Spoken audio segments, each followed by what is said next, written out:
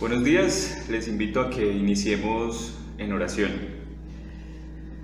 Señor, nuestra es la debilidad y la incapacidad, mas tuya es la fuerza y el poder.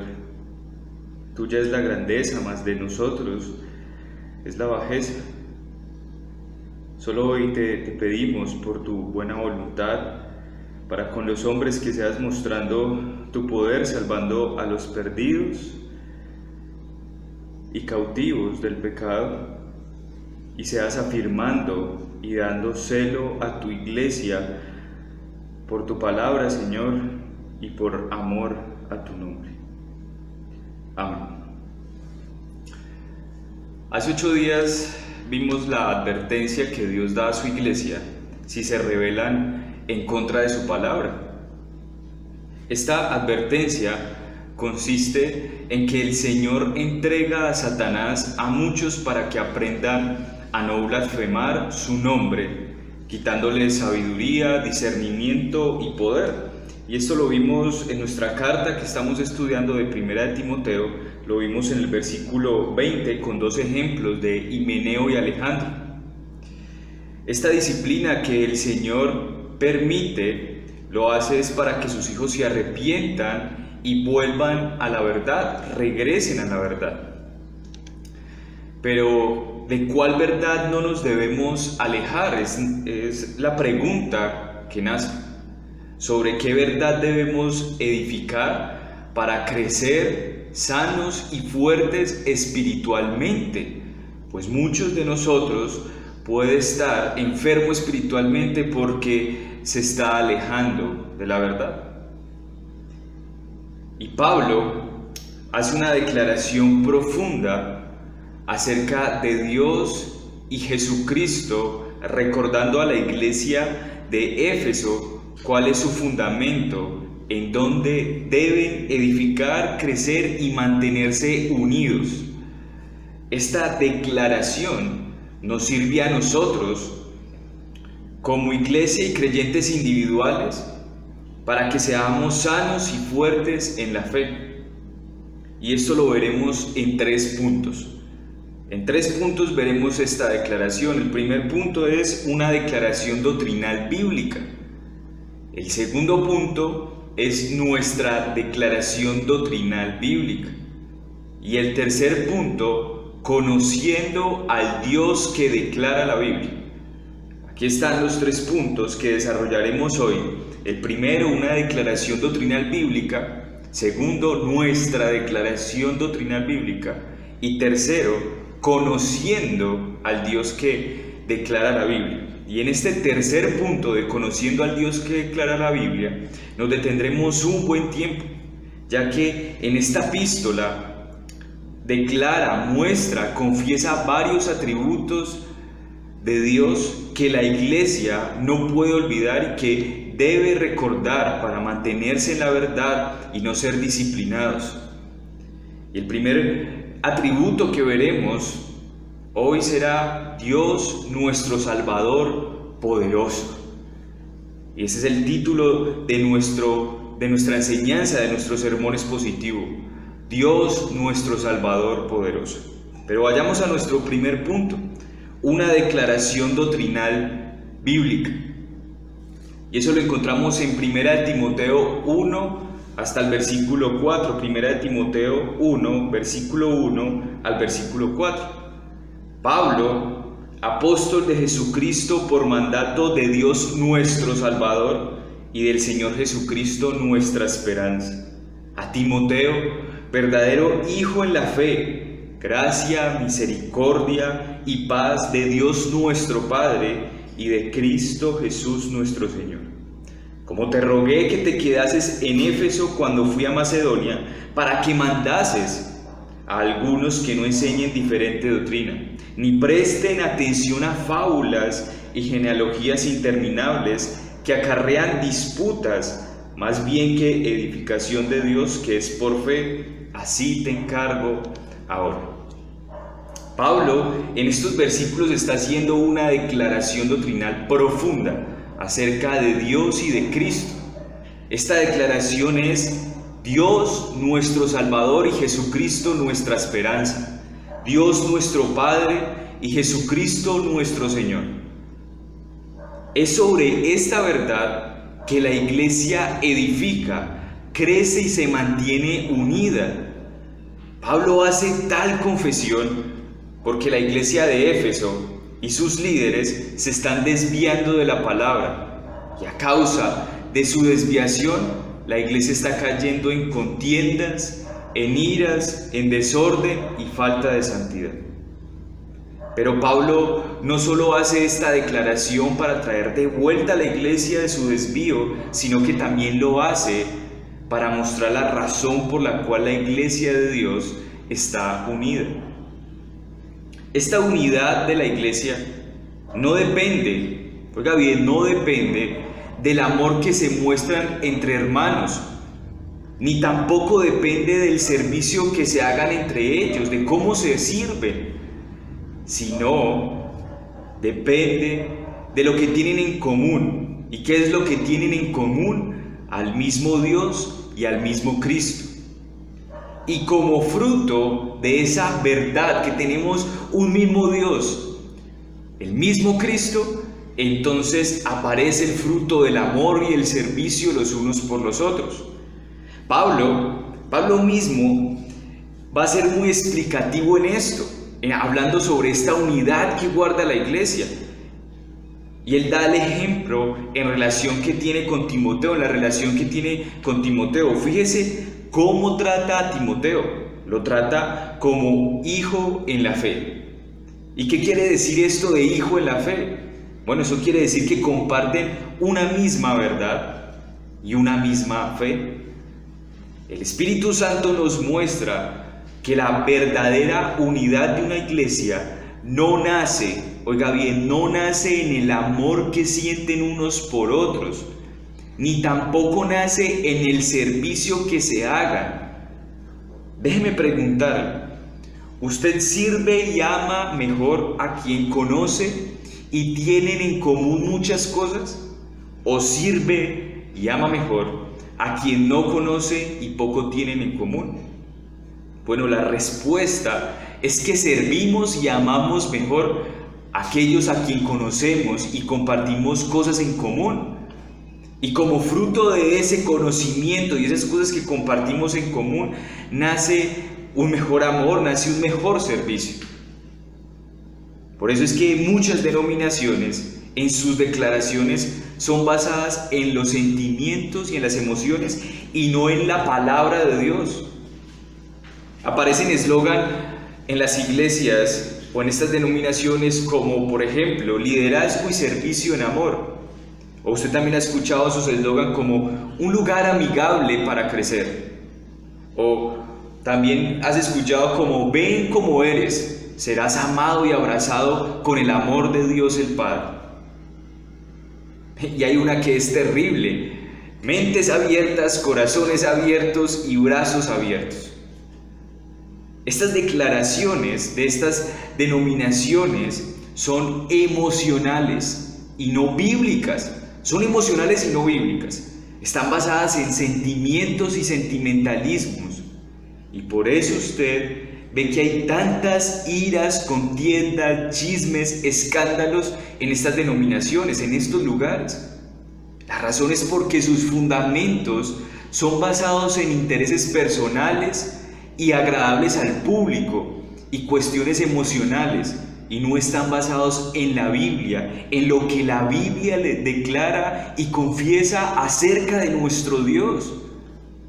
La mayoría de nosotros provenimos de ese contexto, de esas denominaciones, donde el fundamento espiritual de nuestras vidas eran las emociones y donde no se exponía nuestro pecado, no se hacía un llamado al arrepentimiento, no se hacían declaraciones donde la Biblia dice que es el hombre, cómo el hombre es salvo.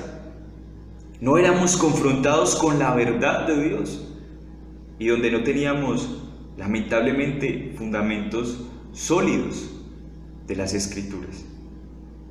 Pero de acuerdo al ejemplo que nos trae el Señor a través de la relación que guarda Pablo y Timoteo, nos deja claro que nuestras relaciones se basan en la común unidad doctrinal que declaramos de las Escrituras. Vuelvo y repito eso. Nuestras relaciones se basan en la común unidad doctrinal que declaramos, que confesamos de las Escrituras, y no conforme a nuestras emociones. Y es por causa de esta común unidad doctrinal, la cual es Dios es nuestro Salvador y Jesucristo nuestra esperanza, Dios nuestro Padre y Jesucristo nuestro Señor, que Pablo le da una orden a Timoteo. Esa orden nos lo dice el versículo 3. Como te rogué que te quedases en Éfeso cuando fui a Macedonia, para que mandases a algunos que no enseñen diferente doctrina. Esa orden que Pablo le da a Timoteo es que detenga a los líderes de Éfeso en su enseñanza, en su falsa enseñanza, ya que ellos están enseñando algo contrario a la común fe que los une, a la común fe de las Escrituras. Están enseñando algo totalmente contrario que va a llevar a la iglesia a que se enferme, a que se seque espiritualmente, a que se enfríe y que hayan desorden, hayan iras, hayan contiendas, hayan pleitos, hayan chismes dentro de la iglesia. Las Escrituras muchas veces se refiere a la fe como el cuerpo o el conjunto de doctrinas. En Judas 3 nos dice lo siguiente: amados, esto se le está dirigiendo a una iglesia, amados, por la gran solicitud que tenía de escribiros acerca de nuestra común salvación, me ha sido necesario exhortarlos que contendáis ardientemente por la fe. También se nos habla en la Escritura de la fe en Jesucristo, pero esa clase de fe es confianza en Jesucristo para perdón de nuestros pecados.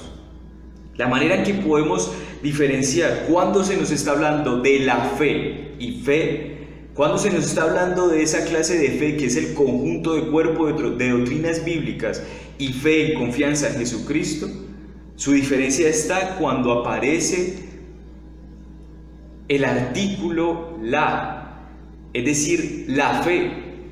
Cuando aparece la fe, se nos está hablando de ese conjunto de doctrinas y no de la confianza en Jesucristo para el perdón de pecados. Por eso usted ve que Pablo llama a Timoteo verdadero hijo en la fe. Pablo entonces ordena a Timoteo a que detenga a estos líderes, que los detenga. Es como si le estuviese diciendo: Timoteo, hijo mío, los líderes de la iglesia de Éfeso se están desviando del conjunto de doctrinas que Dios ha revelado de su palabra. Se están desviando de la verdad que Dios es nuestro Salvador y Padre y Jesucristo es nuestra esperanza y Señor. Deténlos, páralos. No dejes que continúen enseñando esto que es contrario a la palabra de Dios. Estos líderes podrían estar de acuerdo en que Dios es Salvador y Padre y que Jesucristo es esperanza y Señor. Estos líderes falsos de la iglesia de Éfeso podrían estar de acuerdo en esto, pero atacaban estas verdades con las cuales decían estar de acuerdo de manera indirecta y no directa. Y déjeme explicar esto. Los líderes de Éfeso, a los cuales Timoteo tiene que detener y debe detener, en su enseñanza, estos líderes eran judíos. Estos hombres ponían como condicionaban la salvación hacia los hombres. ¿Y cómo la condicionaban? Por medio de la obediencia a la ley de Moisés. Es decir, ellos afirmaban y decían: si ustedes no guardan la ley de Moisés, entonces no van a ser salvos.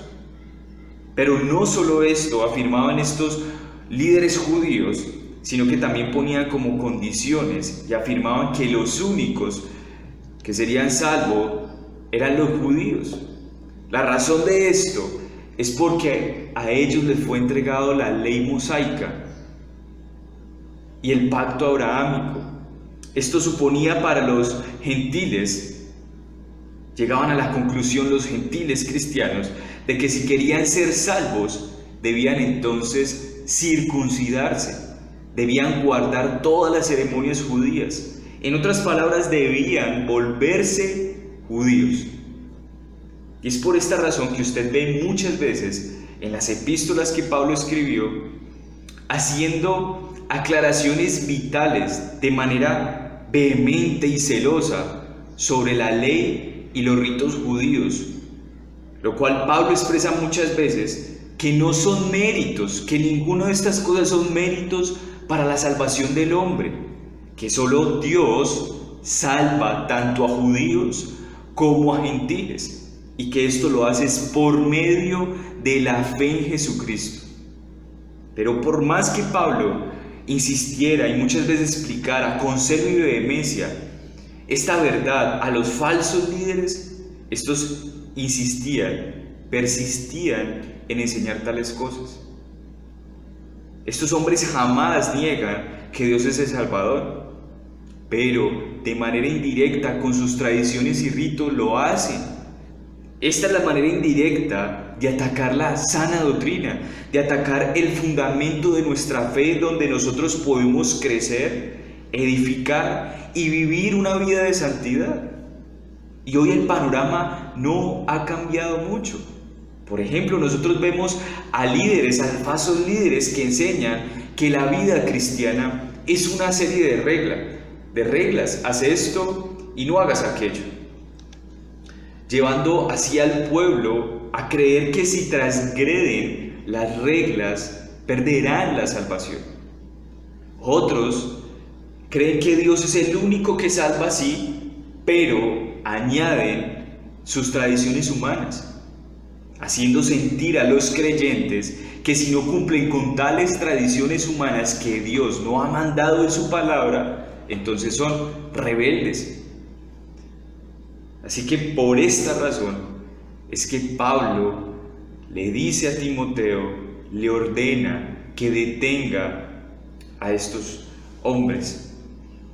Y este mandato sigue siendo vigente para nosotros como iglesia, sigue siendo vigente, ya que es el mismo Dios ordenando por boca de Pablo que detengamos a aquellos que se levanten en la iglesia enseñando diferente doctrina, que detengamos con la verdad a todo aquel que se vaya en contra de nuestro Dios y su palabra.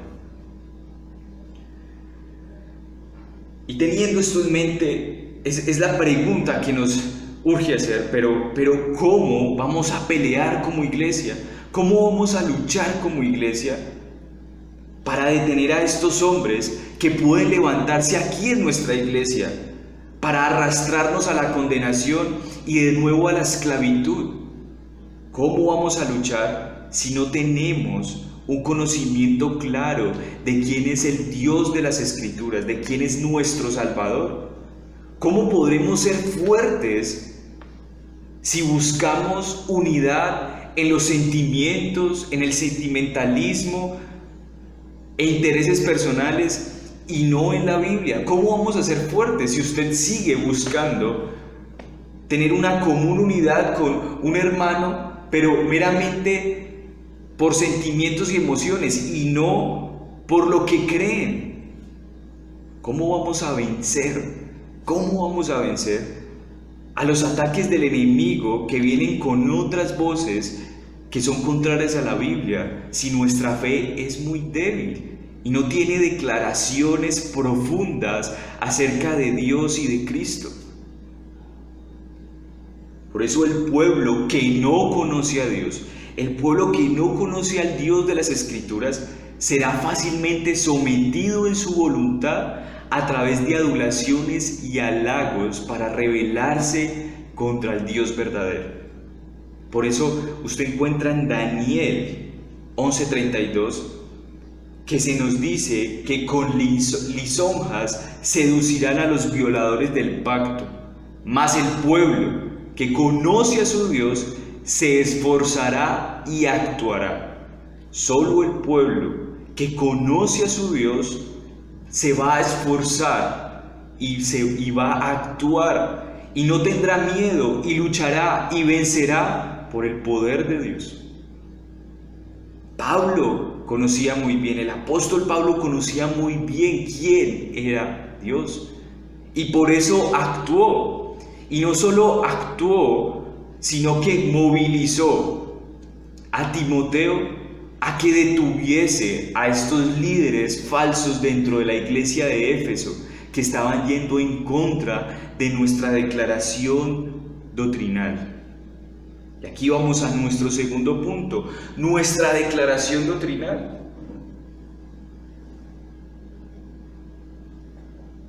¿Cuál es nuestra declaración doctrinal? Al igual que Pablo y Timoteo, nuestra declaración doctrinal es que Dios es nuestro Salvador y Padre, y Jesucristo es nuestra esperanza y nuestro Señor.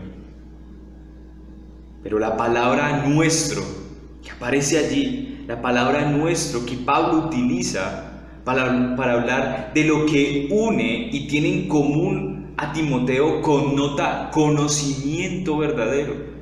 No un conocimiento frío, intelectual, no connota eso, sino que connota un conocimiento verdadero, cercano. Connota una relación con el verdadero Dios. Pablo y Timoteo entendían muy bien que tenían en común. ¿Y qué tenían en común ellos? Que pertenecían a Dios y a Cristo. Y que Cristo y Dios les pertenecía a ellos. Indicando así esta palabra, nuestro Dios, nuestro Cristo, nuestro Señor, nuestro Padre, indicando esta palabra nuestro, posesividad, exclusividad y por sobre todo connota necesidad. Necesidad. Cuando usted encuentra esa palabra junto con Dios y junto con Jesucristo, esa palabra nuestro, eso connota necesidad, posesividad y exclusividad.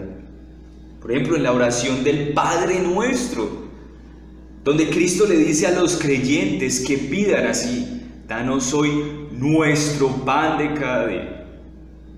Muestra que sí, es nuestro pan, porque es de nosotros el hambre y la necesidad, mas de Dios es el alimento y la plenitud, la saciedad. Es lo mismo cuando Pablo dice nuestro Salvador. Dios es nuestro Salvador porque de nosotros es la perdición, mas de Él es la salvación. De nosotros es la desesperanza, mas de Él es la esperanza. Es nuestro porque le necesitamos y es exclusivo porque es de Él la decisión de salvar. Así que esta palabra nuestro es conocimiento verdadero de Dios, posesividad, exclusividad y necesidad. Esto es lo que implica esta palabra. Y entre más rápido como creyentes entendamos y asumimos con prontitud este significado, defenderemos lo que es nuestro. Si usted más fácil entiende de que yo le pertenezco a Dios, de que Dios me pertenece a mí, que nuestra es la necesidad, que nuestra es el hambre, que nuestra es la perdición, más de Dios es la plenitud, más de Dios es la salvación, entonces defenderemos lo que es nuestro, lo que Dios ha dado a su iglesia, ha dado a su Hijo Jesucristo y ha dado su palabra. Y cuando entendamos que esto es nuestro, entonces lo defenderemos con más vehemencia y con más celo. Sí, señoras y señores, por naturaleza es nuestra el hambre y la necesidad. Eso nos lo muestra la Escritura. Es nuestra la perdición y la desesperanza. Más de Dios, más a Dios le plació, por su santa voluntad, suplir en Cristo nuestra necesidad de salvación. A Él le plació darnos esperanza a nosotros cuando no la merecíamos. Porque ¿quién puede decir que merece ser perdonado? ¿Quién puede decir que está libre de culpa alguna para merecer el perdón?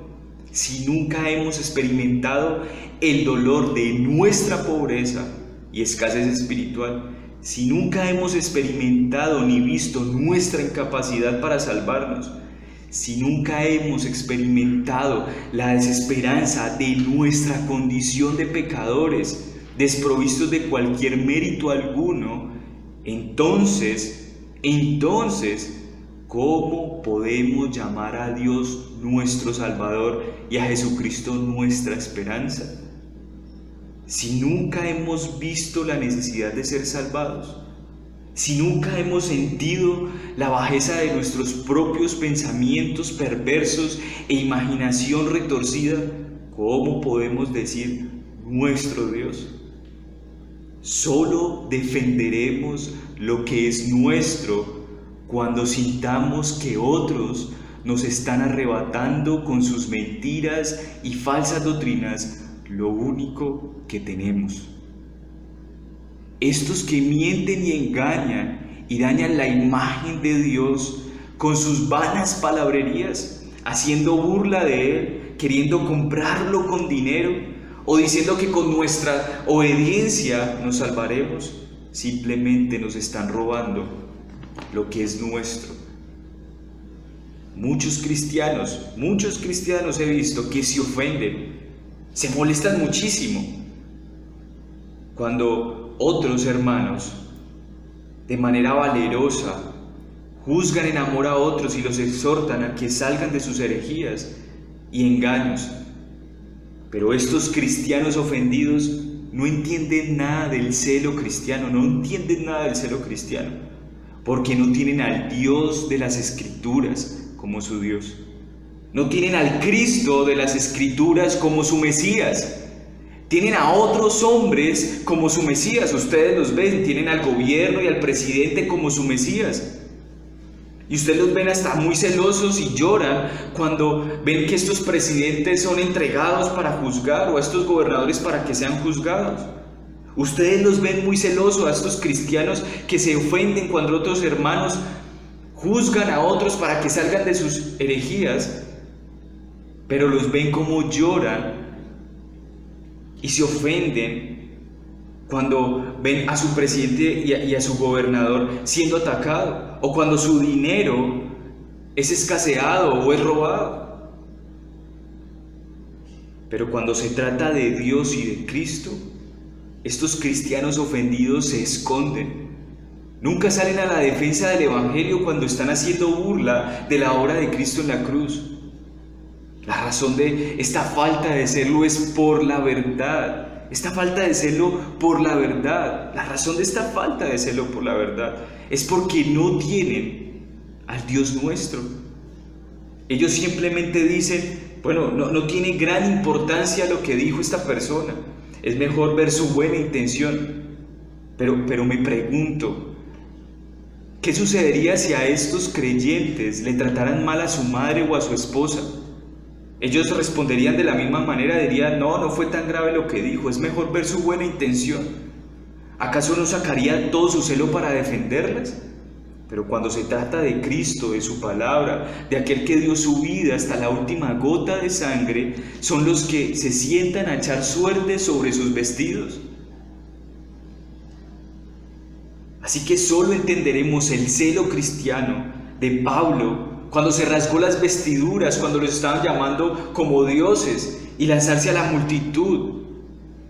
Cuando entendamos que lo que está en juego es el nombre de nuestro Dios, de quien decimos que es nuestro Salvador, entonces podremos decir que tenemos un celo, que hay un celo.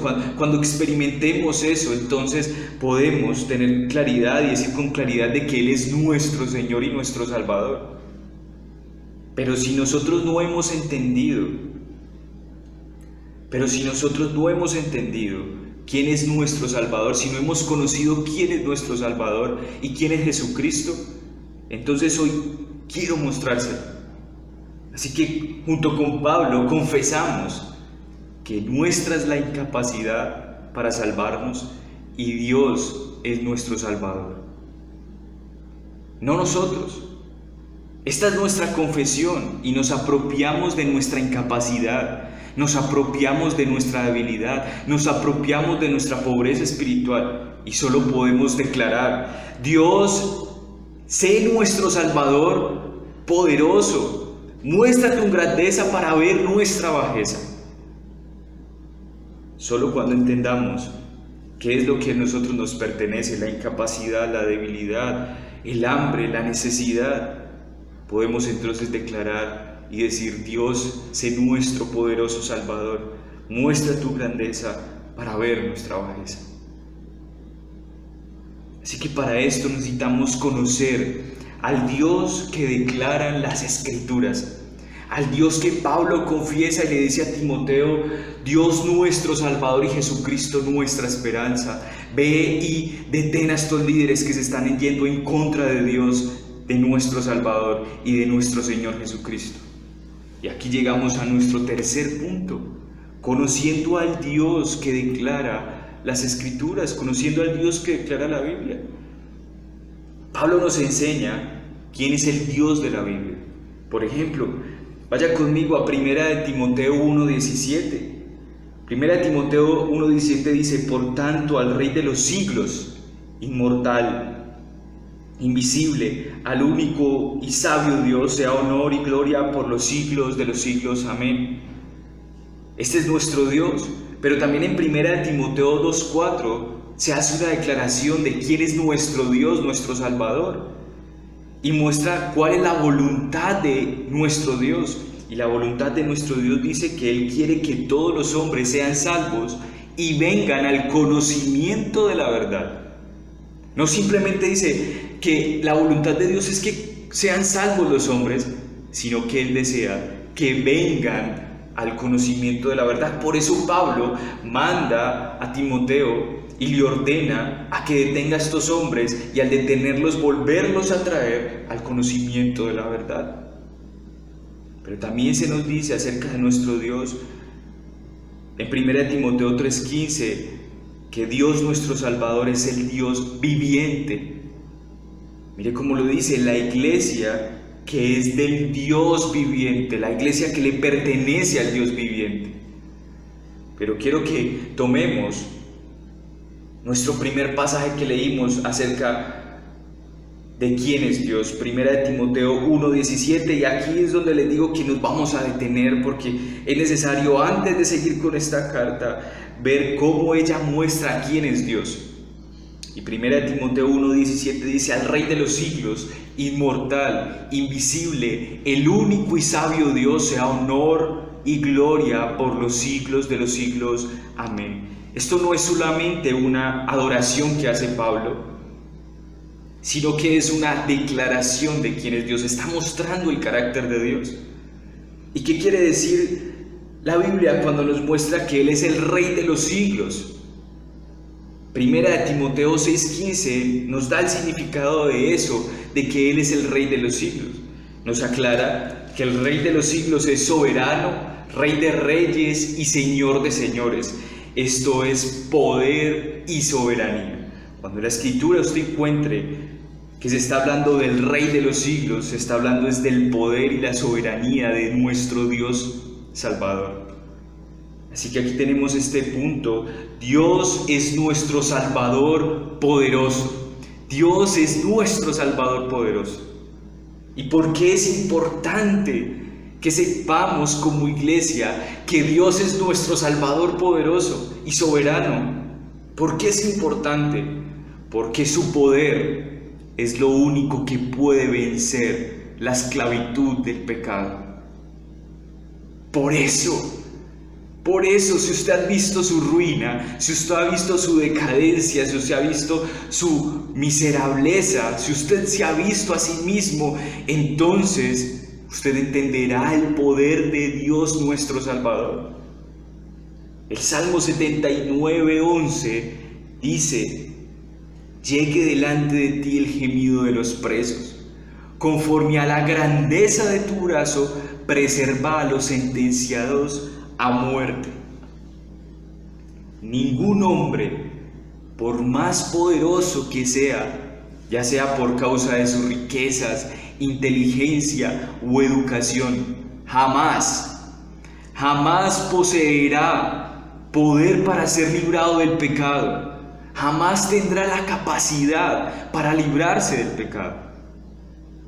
La historia bíblica nos narra de Salomón, quien era un rey muy sabio, muy educado, el más rico de su época, pero ni su sabiduría, ni su educación, ni sus riquezas le impidieron irse en contra de Dios al entregarse al pecado de la idolatría, el adulterio y la lujuria.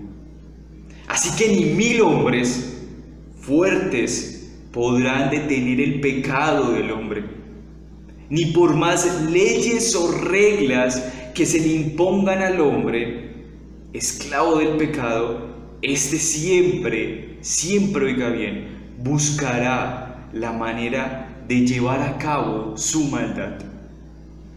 Está sentenciado a muerte eterna.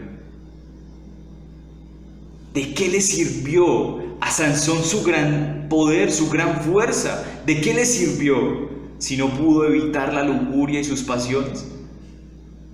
¿O qué decir del rey David, quien se vio arrastrado por su pecado, cometiendo así asesinato y adulterio? ¿O qué decir del joven, que por ser joven cree que jamás va a perder su fuerza? ¿O qué decir del anciano, que cree que tiene fuerza por causa de su experiencia?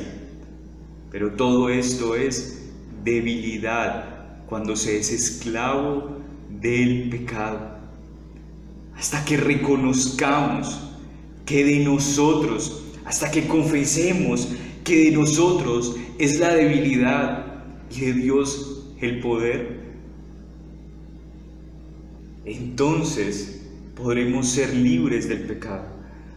Hasta que confesemos que nuestro es el pecado y nuestra es la culpa, y de Dios es la justicia y el perdón, y que nuestra es la perdición, entonces Dios será nuestro Salvador, poderoso Salvador.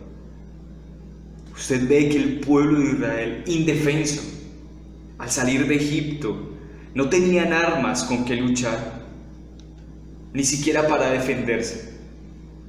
Mas las tropas del faraón con sus carros arremetían contra ellos.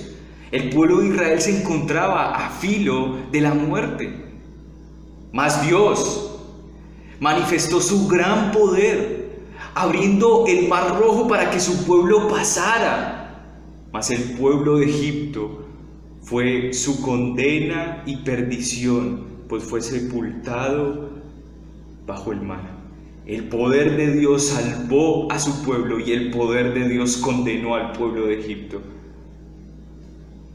Pero mucho más adelante, Dios, mostrando su poder, su grandeza, abrió el cuerpo de su Hijo Jesucristo para que aquel que se sepa débil, pecador, miserable, incapaz, necesitado de un Salvador, pueda cruzar por el mar de la sangre derramada de Cristo para ser libre del pecado y de la condena que lo asedia.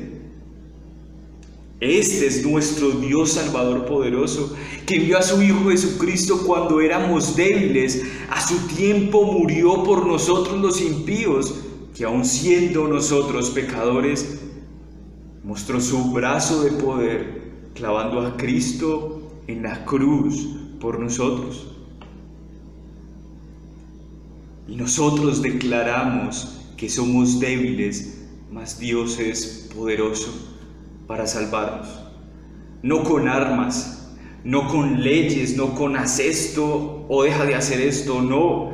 No con tradiciones humanas, no con estatuas, ni con oraciones de repetición, sino con la sangre preciosa de su Hijo Jesucristo.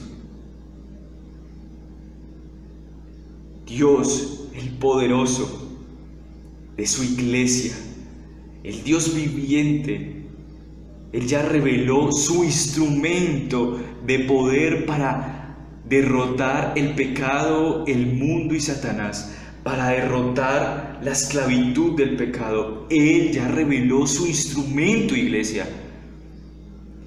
No son las tradiciones, no son tus esfuerzos. Es el poder de Dios que Él reveló, y ese poder y ese instrumento de poder es su Hijo. No hay otro medio de salvación entre Dios y los hombres sino Jesucristo, hombre. Así que si algún día en esta iglesia, la iglesia Ciudad de Dios, se levanta un hombre a decirles que la única manera de poder ser salvos es guardando tradiciones judías o dando dinero o repetir ciertas oraciones, tú vas a responder: no, porque nuestro Dios es poderoso y nosotros somos débiles y tus medios son débiles para salvarnos. Nuestro Dios ya mostró el único medio poderoso para salvarnos y ese es Cristo. Esto declaramos y en esto confiamos, porque esto es lo que dice su bendita y santa palabra. Y el nombre de Dios no puede ser blasfemado. Y Él no es hombre para que mienta, ni hijo de hombre para que se arrepienta. Él lo dijo y lo hará. Él lo habló y lo ejecutó en la cruz. Así que Pablo hace una declaración para la iglesia de todos los siglos, para que se mantengan fuertes, para que venzan la tentación. Esa declaración es que nuestro Dios Salvador es poderoso. Y esa declaración es la que nos une y no nos permite desviarnos para no ser castigados y no ser reprendidos por nuestro Dios, entregándonos a Satanás. Iglesia, es momento de mantenerse fuerte en la verdad. Es momento de poner nuestro corazón en el Señor. El seguir al Señor no es simplemente una cuestión intelectual, es una cuestión del corazón. El corazón que se ve pobre, miserable, que no merece nada, reconoce que necesita el poder de Dios para ser fuerte y mantenerse en la verdad. Aquí llegamos a nuestras aplicaciones. ¿Cuál ha sido nuestro pecado? Según lo que hemos visto, ¿cuál ha sido nuestro pecado?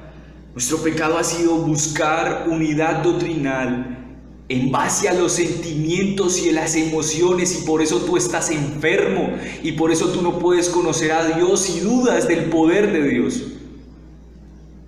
También, ¿cuál ha sido nuestro otro pecado? Nuestro otro pecado es creer que somos fuertes, capaces de salvarnos por nuestros propios medios humanos y librarnos de la esclavitud del pecado.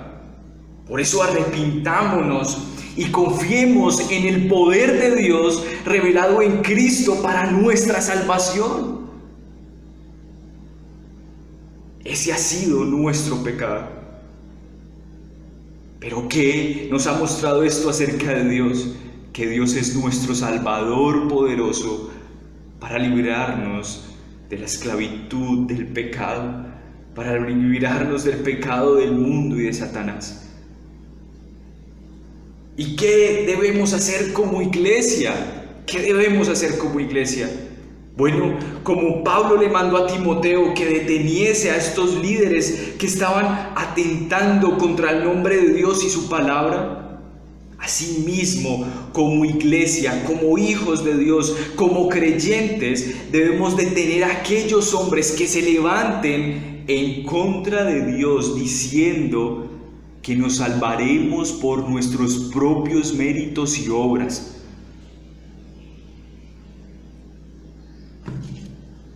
Así que hemos visto que nuestro pecado ha sido que hemos querido buscar unidad en lo emocional o en lo sentimental. Es que yo voy a esta iglesia porque ahí está mi familia. Es que yo voy a esta iglesia porque la iglesia bíblica me queda muy lejos. Por eso voy a esta iglesia donde ellos no saben nada de doctrina, pero oran muy bonito. Esos son meros sentimientos y por eso tú desconoces el poder de Dios. Por eso hoy tú estás temiendo de lo que sucederá después de que pase el COVID. Por eso tú no has entendido que Dios es soberano y que si Dios prometió que cuidará de los suyos, así lo hará. Como en el Antiguo Testamento prometió entregar a su Hijo Jesucristo por nosotros y lo cumplió, asimismo hará cuando Él dice que cuidará, como la gallina cuida a sus polluelos, a su iglesia. Pero ¿cómo podemos? La pregunta que nace, hermano, ¿cómo podemos entonces apropiarnos del poder de Dios nuestro Salvador? ¿Cómo podemos apropiarnos? ¿Cómo mi corazón puede dar una adoración como Pablo la hace en este caso? ¿Cómo? Bueno, lo primero que te puedo decir, ¿cómo te puedes apropiar del poder de Dios para no ser arrastrado por la mala y falsa doctrina y por líderes falsos? Es, primero, estar totalmente persuadido. Debes estar persuadido en tu mente y en tu corazón de lo que dicen las Escrituras acerca de lo que es el hombre. ¿Y qué dicen las Escrituras acerca del hombre? De que no hay justo, que no hay uno bueno, que no hay alguien que haga el bien. Que lo que también dicen las Escrituras, de que el hombre es incapaz para salvarse por sí mismo. Debes estar totalmente persuadido si quieres conocer el poder de Dios. Lo segundo, para que puedas apropiarte del poder de Dios nuestro Salvador, es estar totalmente persuadido de que Dios es poderoso para socorrer y salir en nuestra defensa ante toda prueba y tentación. Dos persuasiones en nuestra fe. Estar persuadido de lo que la Escritura declara acerca de lo que es el hombre, que es incapaz de salvarse, y eso es lo que declaramos y confesamos. Somos débiles, Señor, somos pobres espiritual, no he podido dejar el pecado, he intentado hacer mil cosas, he intentado dejar y sacar la televisión del cuarto, he intentado dejar de ver estas revistas, he intentado dejar cosas en mi vida y no he podido. ¿Por qué? Porque no te has visto incapaz, inhabilitado, pobre espiritualmente, para reconocer de que Dios es poderoso. Y la segunda persuasión que debes tener para socorrerte y salir en tu defensa ante la prueba y tentación. Como un padre de la mano de su hijo, cuando pasan por un camino abrupto, Dios ofrece su poder para que se aferren a Él todos sus santos hijos. Iglesia de Dios, la única manera de mantenernos en la verdad es por el poder de Dios. Es por el poder de... Lean la Biblia y al leerla busquen el poder de Dios, cómo sostenía a su pueblo, pero su pueblo rebelde siempre quería desviarse de Dios. Por eso la única manera que nos podremos mantener es declarando lo que la Biblia declara acerca de Dios. Si tú no te quieres desviar, entonces mantente persuadido de esto, de que Dios es poderoso para salvar y que su único medio de salvación es Jesucristo. No hay otro medio, no hay obras humanas, no hay mérito alguno que nos pueda llevar al cielo. Y allí entonces encontrarás la paz y el descanso que tú necesitas. Señor, gracias te damos porque has mostrado tu poder, Señor, y así has revelado nuestra bajeza, nuestra incapacidad. Tú sostienes a tu iglesia, a Sión la sostienes con tu mano, con tu brazo de poder, Señor.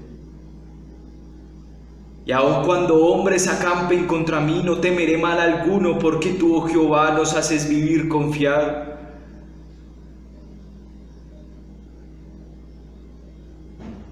Tú has visto, Señor, nuestra incapacidad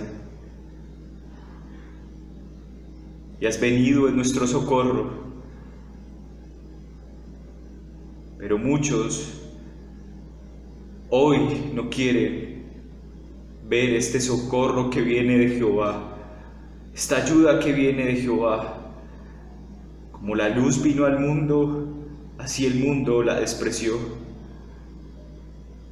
Mas nosotros, Señor, has abierto nuestros ojos para que podamos ser salvos y podamos ser fuertes en Cristo. Gracias por tu bendita palabra, Señor. Gracias por mostrar que nuestra unidad no debe ser en los sentimientos y en las emociones, sino que nuestra común unidad doctrinal debe ser en las Escrituras, y la relación que guardamos con nuestros hermanos es porque ellos confiesan lo que las Escrituras confiesan. Perdónanos porque hemos creído que o por nuestra juventud o por nuestra vejez, por nuestra juventud hemos descansado en nuestra fuerza y en la vejez hemos descansado en nuestra experiencia. Hemos creído que esto nos va a salvar, pero esto es tan débil, Señor. De hecho, así como la fuerza de Sansón lo terminó destruyendo a él hasta la muerte, así la juventud o la vejez, la experiencia o la fuerza pueden destruir a un hombre si no está bajo el poder del Salvador, si no tienen al Dios de las Escrituras.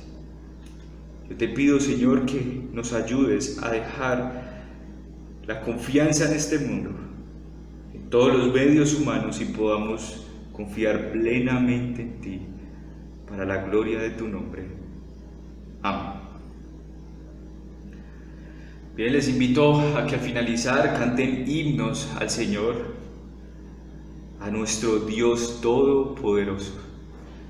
Recuerden que tenemos el día martes las respuestas a la escuela dominical con el pastor Sergio. Yo le invito a que no se lo pierda. Y el día miércoles tenemos nuestro culto de oración. No siendo más, hermanos y amigos, Dios les bendiga.